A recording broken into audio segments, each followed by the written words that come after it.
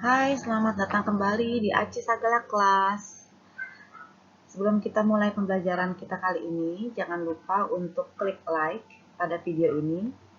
Dan untuk yang belum pernah subscribe, yuk di subscribe channel YouTube kita.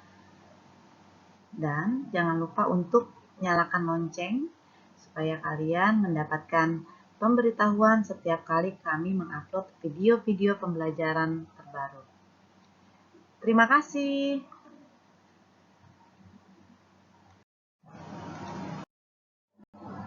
Kita mulai ya.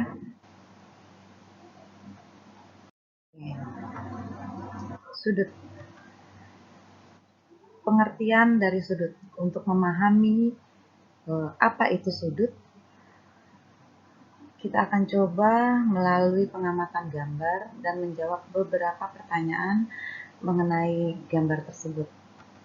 Oke, perhatikan gambar berikut ini. Ya. Di sini ada sebuah garis, ya, garis dengan titik A, B, dan C. Kita jawab pertanyaan pertama. Sebutkan nama masing-masing garis. Oke, dari gambar ini kita dapat lihat di sini terdapat dua buah garis yang menghubungkan dua buah titik A dan titik B. Maka garis ini disebut garis AB. Kemudian titik B dihubungkan dengan titik C. Maka garis ini disebut dengan garis BC. Pertanyaan kedua, titik manakah yang merupakan titik potong? Oke, kalau kalian tarik garis dari AB sedikit memanjang dan dari titik C ke B garisnya kalian tarik memanjang, maka kalian akan menemukan bahwa garis ini akan berpotongan pada titik B. Pertanyaan berikutnya, apakah gambar tersebut merupakan sudut? Gambar yang dilingkari di sini apakah merupakan sudut?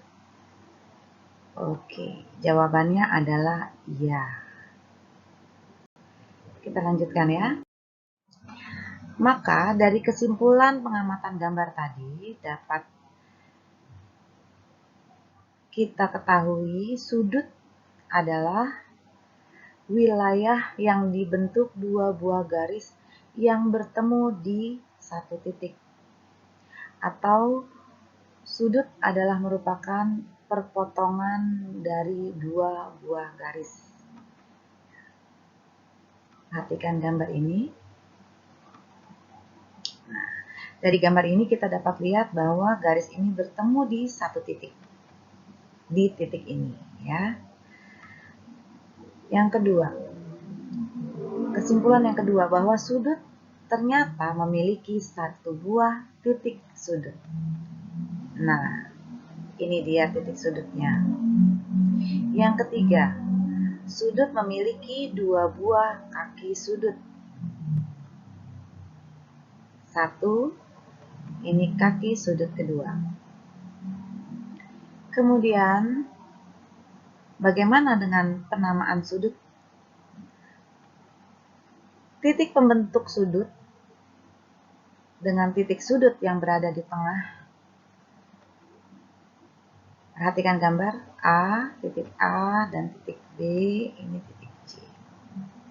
Oke, titik-titik pembentuk sudut inilah yang dapat kita pakai sebagai nama sudut. Jadi dari gambar ini maka dapat kita ketahui bahwa sudut ini adalah bernama sudut ABC, atau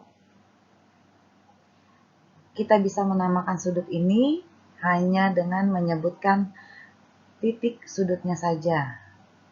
Titik sudutnya di B, maka kita juga dapat menyebutnya sebagai sudut B. Ya. Sudut dilambangkan dengan gambar seperti ini. Maka kalau kita tuliskan sudutnya, lambang sudut, lalu namanya. Ini dibaca sudut A, B, C. Oke.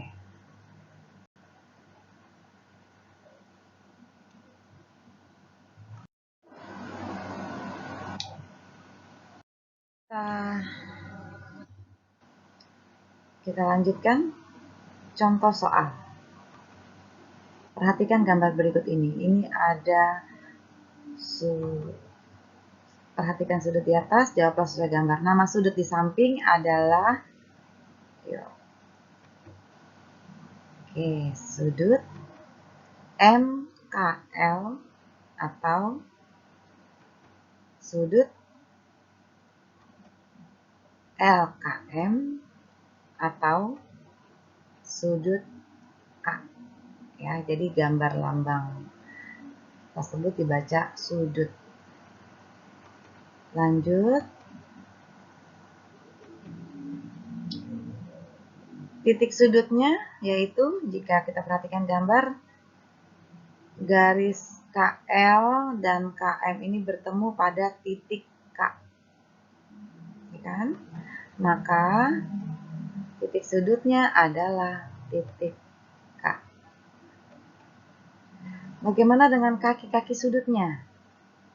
Dari gambar ini dapat kita lihat bahwa sudut ini memiliki dua buah kaki, yaitu garis KM ya, dan garis KL.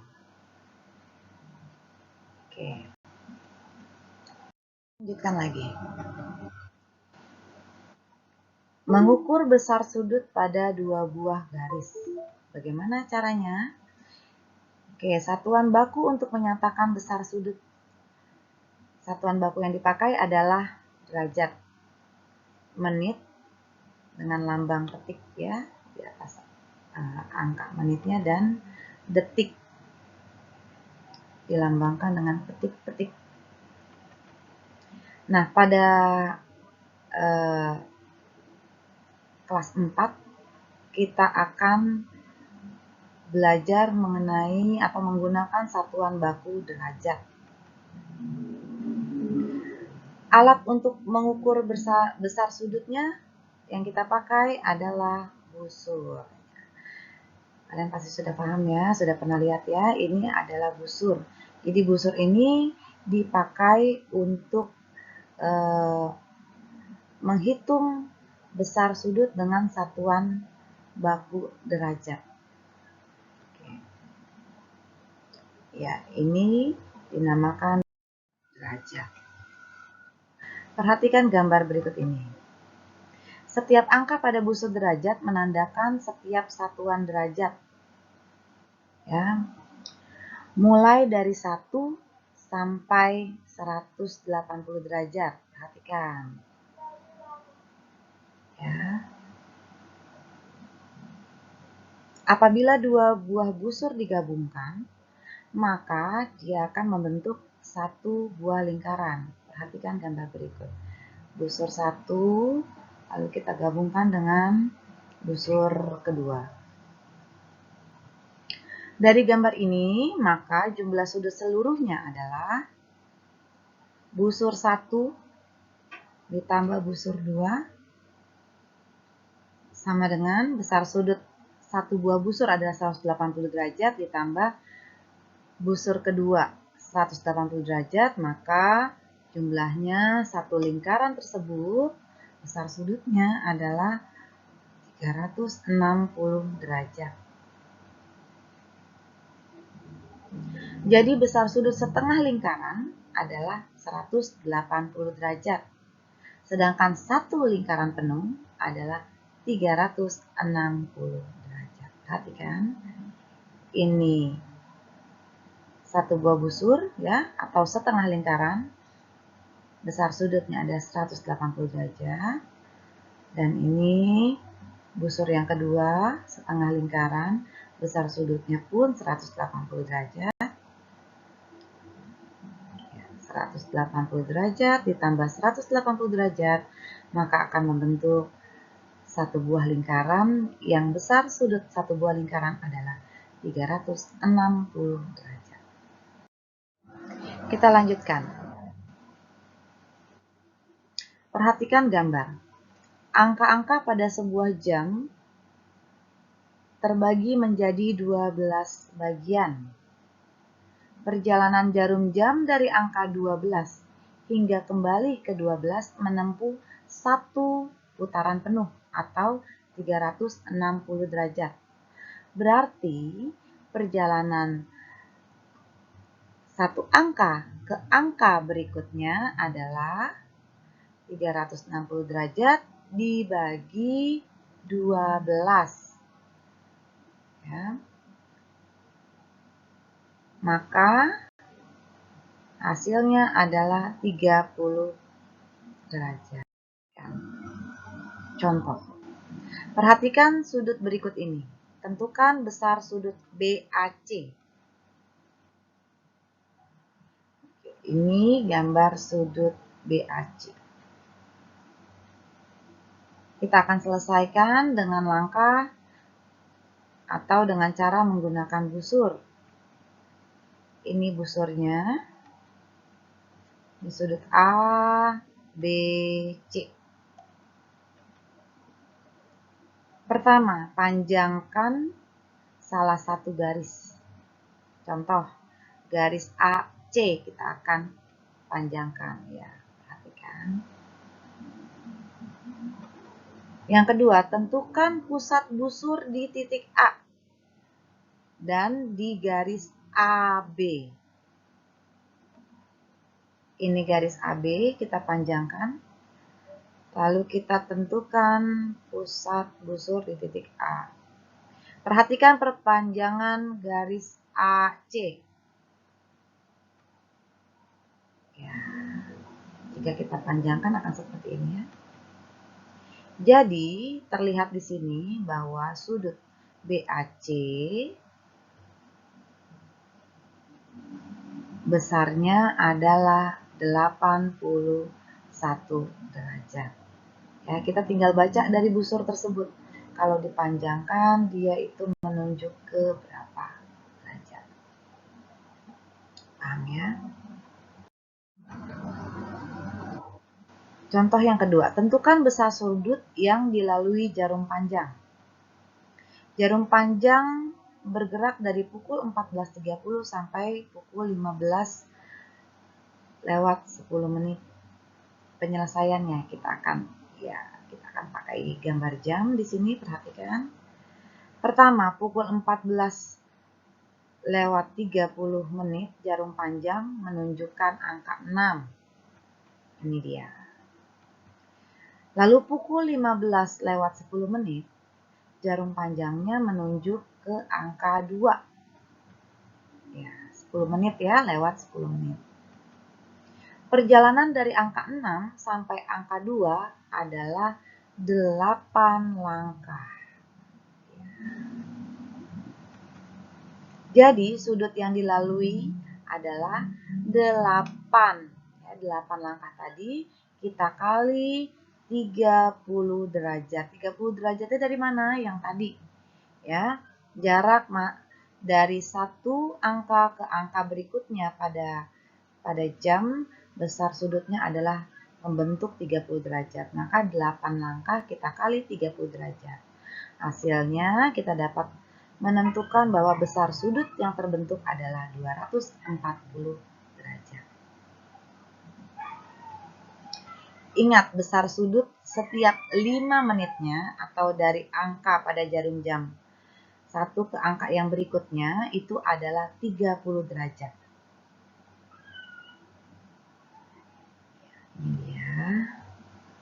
Diingat ya. Berikutnya. Contoh yang ketiga, waktu menunjukkan pukul 9.30. Tentukan sudut terkecil yang dibentuk kedua jarum jam. Bagaimana penyelesaiannya? Ya, perhatikan gambar jam berikut ini. Yang pertama, jarum panjang menunjukkan angka 6. Ini dia. Yang kedua, jarum pendek di antara 9 dan 10. Ya, 0930. Jarum pendeknya berarti di tengah-tengah 9 dan 10. Oke. Yang ketiga, jarak antara kedua jarum adalah 3,5 angka. Ya, berarti dari gambar ini kita dapat tentukan dia berjarak 3 langkah ditambah setengah. Ya, setengah dari angka 9 ke angka 10. Ini dia. Ya, setengah. Jadi sudut yang terbentuk adalah 3,5, 1/2 dikali, sama ya, dikali 30 derajat. Maka hasilnya adalah 105 derajat. Jadi besar sudut terkecil yang dibentuk oleh kedua jarum jam ini adalah 105 derajat. Kemudian, mengukur besar sudut pada bangun datar. Perhatikan bangun persegi panjang berikut ini. Oke. Ada bangun persegi panjang ABCD. Jumlah garis pada persegi panjang ada 4 buah garis, yaitu garis AB, ini dia, dan garis BC, garis CD, dan garis AD. Jumlah sudut pada persegi panjang ada 4 buah sudut, yaitu, perhatikan, sudut A, ini dia, lalu ada sudut B, sudut C, dan sudut D. Ya. Oke, kamu dapat menyelesaikannya dengan menggambar persegi panjang pada buku tulis kalian. Kemudian menggunakan busur derajat untuk menentukan besar masing-masing sudut. Ya, jadi mudah dengan cara seperti yang tadi sudah Ibu contohkan di awal. Letakkan sudut pada titik tengah busur. Lalu lihat garis pada bangun persegi tersebut menunjukkan ke angka berapa pada busur.